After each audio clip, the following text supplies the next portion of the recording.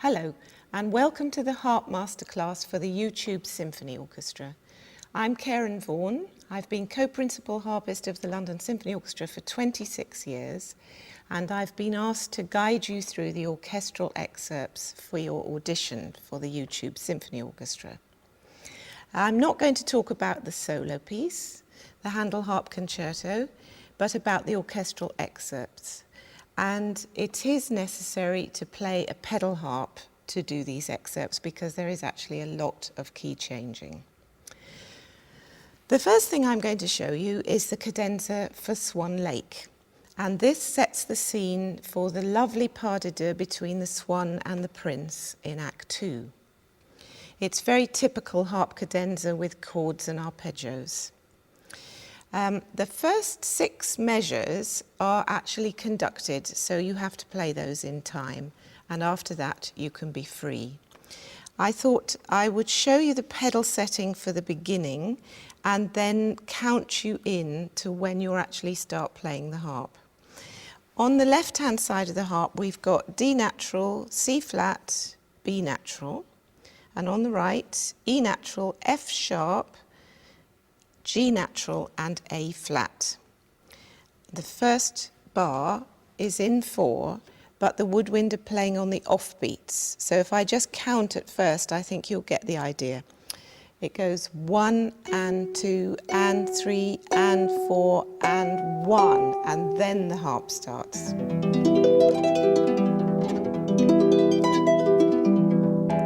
And 2 and 3 and 4 and 1.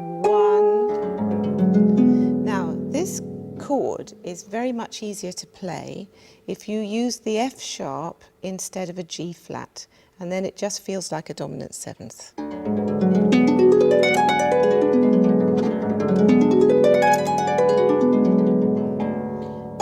Two and 3 and 4 and 1.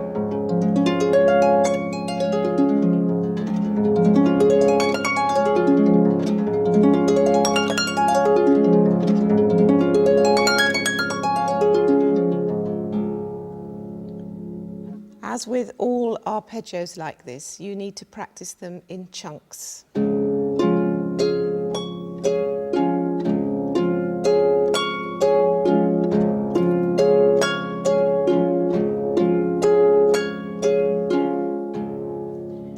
And the other way I find very useful is to practice just the thumbs, because if you know where your thumbs are going, you can feel the pattern underneath. So the thumbs would be.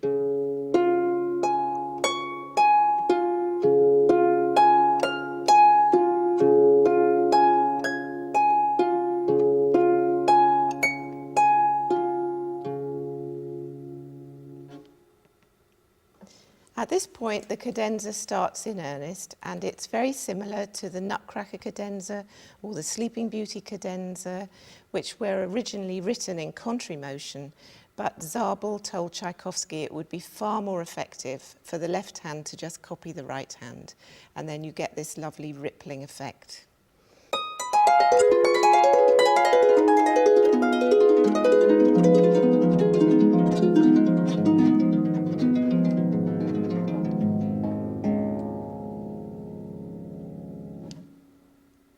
Then there are chords, which if you think of in 4/4, you can get some shape to the phrase.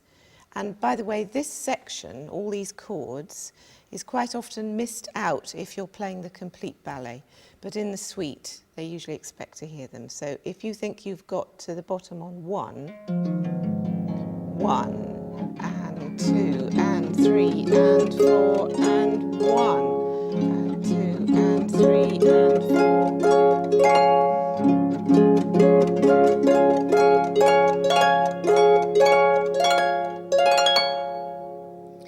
The next section is my favourite bit because in the ballet, the ballerina, the swan, having been running around the stage, now stops and turns very seductively to the prince and does this with her wing. And it's a very expressive moment. Each of these arpeggios needs to get closer together. So we start going up to D, then to E flat, then to E, then to F. And may I just give you a tip for getting a nice even spread on your chords or things like this. Start with the left hand and just play the fourth finger. Then play 4 and 3, then 4, 3, 2, and then eventually all of them. And then just add one finger at a time in the right hand. So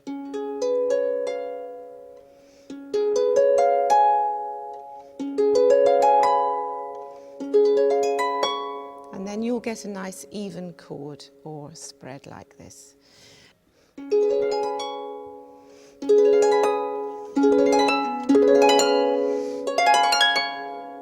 Or C, you can play D or C at the top.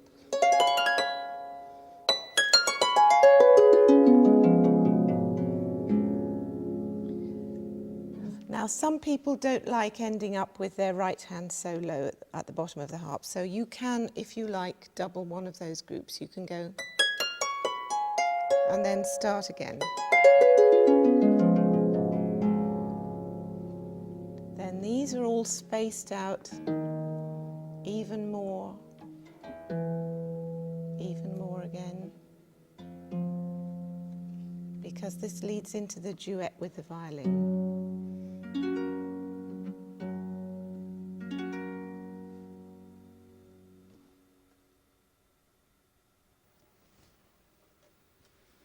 Now, the Force of Destiny overture is very frequently asked for at auditions.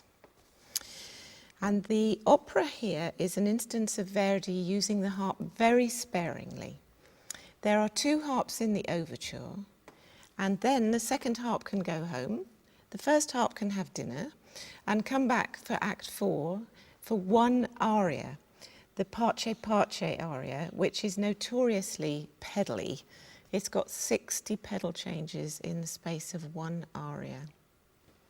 The audition section that you've been asked for, it starts at letter G and follows a whole page of rests for the harp. You have to come in cold on this music. And the page of rest ends with 3 little lonely solos, first for the clarinet, then the oboe, and then the flute. Now, the conductor either conducts this in 2 or in 4. It's nice if they start you off in 4. And the clarinet has an upbeat. The harps are just accompanying a clarinet solo. It's a chordal accompaniment. The second harp plays just the chords, and the first harp plays triplets. You need to know the clarinet part for this so that you know what you're accompanying, so that you understand where the clarinetist breathes, because you've just got continuous triplets. So the first harp is playing the triplets.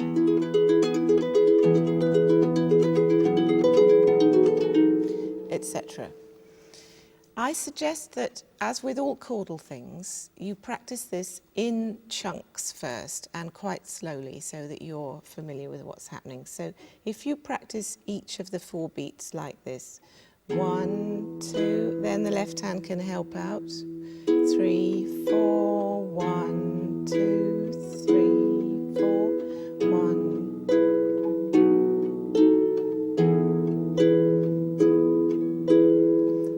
Carries on in E major, which is not a very nice key for the harp. Make sure you tune your harp well for your audition. And then we come to another very pedally bit. There are 19 pedals in the space of a few bars here. So I suggest that obviously you're going to learn the chords.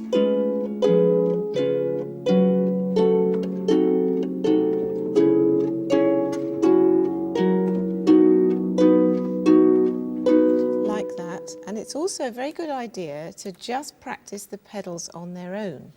And you can either sing the clarinet part while you move the pedals, which I don't think I should subject you to that, or just count and say the pedals. So when you come to the 9th bar, we've got E sharp,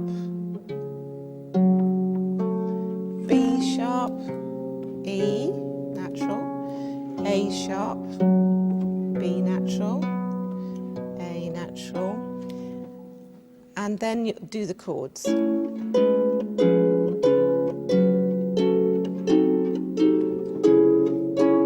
Etc.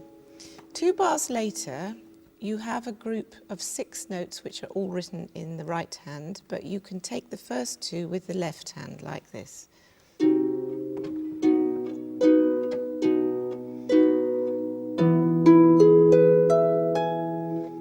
So these with the left hand.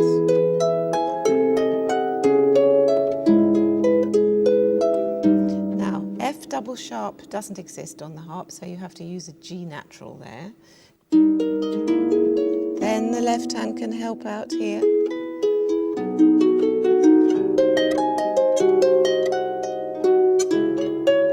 Now, in this place, there is too big a gap for you to jump, so I suggest that you just take 2 notes with the left hand and don't worry about the octave, because the second harp is playing that octave for you.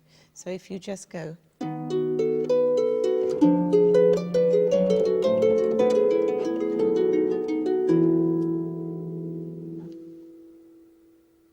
I'm now going to play it at what I think is a good tempo. From half note is 69 to half note is 80.